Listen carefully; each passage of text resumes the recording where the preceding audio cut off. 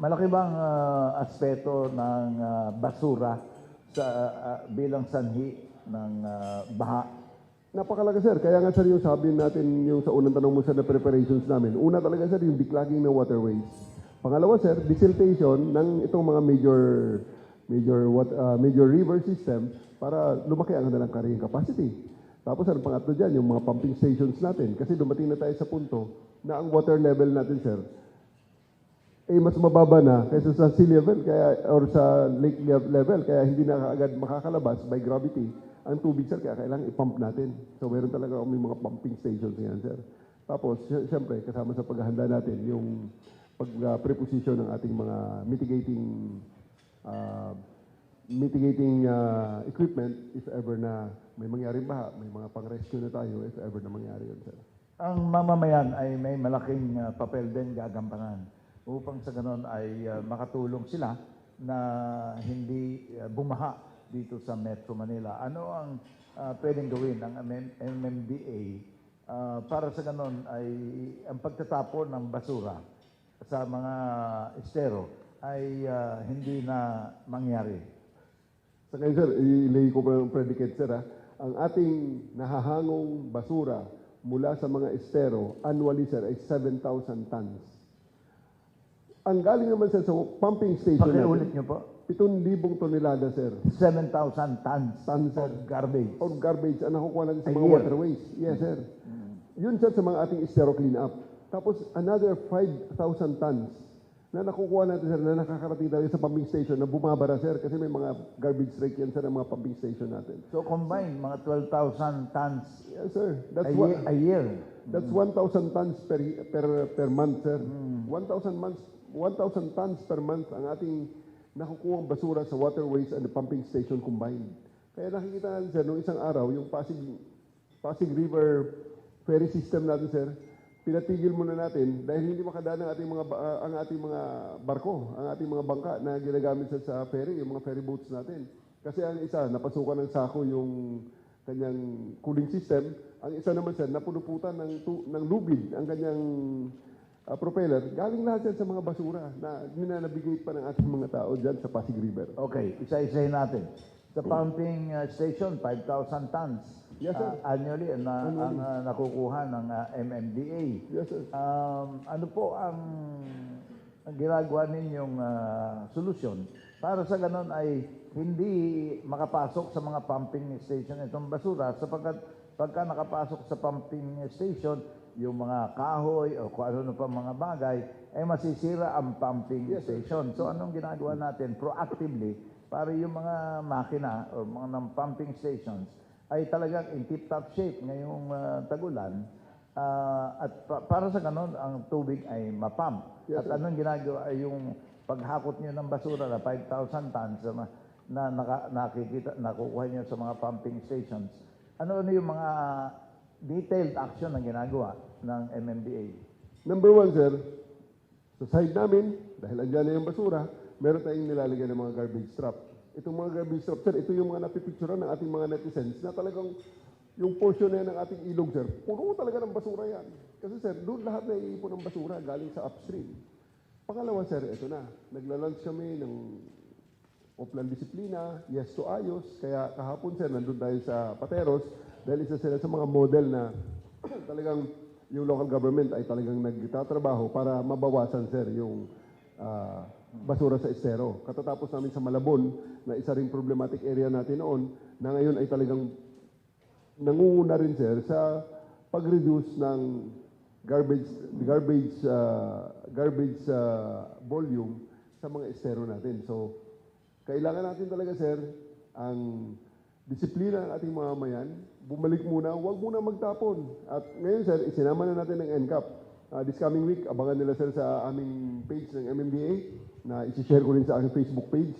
Yung mga nahuli namin, sir, na nagtatapon ng basura sa mga estero, huli ng ating camera. Pinupuntahan namin, sir, pinipicture namin, ginawa ng notice of violation at pinupuntahan sa bahay. Ano po ang parusa kapag nagtapon ng basura sa estero? Meron po bang regulation o ordinance o whatever? Para sa ganun ay mabigyan ng parusa yung mga talipandas. Mabigat at na tapon ng basura Yes, sir. sa estero. Yun, they can have a choice. Pwede sila magbayad ng multa kasi may mga multa yan, sir, ranging from 500 to 3,000, sir. At sa subsequent offense, umabot ng 5,000. So may nagbayad na, sir. Yun yung ang isa sa mga nagbayad na very memorable sa amin, yung nahuli namin nagtatapon ng sigarilyo habang naghihintay ng kanyang pasahero, sir, dahil kwan sir yung rider, sir rider siya ng TVNS. And ang kanyang bahay, sir, is outside of Metro Manila pa. Pero dahil nakuha na sa plaka, etc., pinuntahan namin sa kanyang barangay, pinatawag sa barangay, at pinakita sa kanyang notice of violation, nagbayad siya ng multa. So masasabi natin, General, na itong ating mga pumping stations, Yes, sir. na-inspectionan na ninyo at nasisiguro na ninyo na aandar lahat itong mga pumping stations na ito. Generally, sir, under lahat. May mga under capacity lang dahil halimbawa ang bitas natin, may isa siyang pitak na sira ang ating Tapayan pumping station dahil nabangga ng isang napakalaking troso, sir. May pumasok na malaking troso, natanggal naman na ang troso. Ngayon ay under commissioning na uli dahil sinecheck lang, sir, kung hindi naka-apekto sa kanyang garbage rate yung pagbangga ng troso. Sa ngayon, sir, yung gaya ng iba pa, sir, yung sabi mo mga penalty doon sa ating NCAP, gusto ko emphasize sana yun, sir, balikan ko lang sandali, na may nakatingin. Kahit na wala yung ating mga tanod, wala ang ating mga marshals na nagbabantay ng mga illegal na nagtatapon sa mga estero, may nakatingin ng mga cameras natin. So may isa rin kaming isang ale, naglilinis sa harap ng kanyang bahay, sabay lagay sa dustpan, sabay tapon sa ilog, sa creek sa harap ng bahay niya. So yun, pinapuntahan sa barangay, nilagyan na muna sa violation dahil medyo malaki ang kanyang offense. Nagbayad siya ng multa, may kasama pa, sir, na community service. Pinaglinis siya ng barangay doon sa kanilang public space, sir. Hindi ba pwede ang MMDA sa pakikipag-ugnayan sa mga local governments dito sa Metro Manila ay magtalaga na ng mga tinatawag na bantay estero? Meron, sir. May May kanya-kanyang bantay estero, diba? Yes, sir. Sa mga estero dito Yes, sa sir. Metro Manila. Ang tawag namin, sir, Estero Warriors. Meron kami, sir. Meron kaming Estero Warriors na nagbabantay. Pero alam mo naman, sir, napakarami ng ating estero. Kaya, aside sa may mga Estero Warriors na nagbabantay, andyan, sir, 24/7 nagbabantay ang ating mga kamera.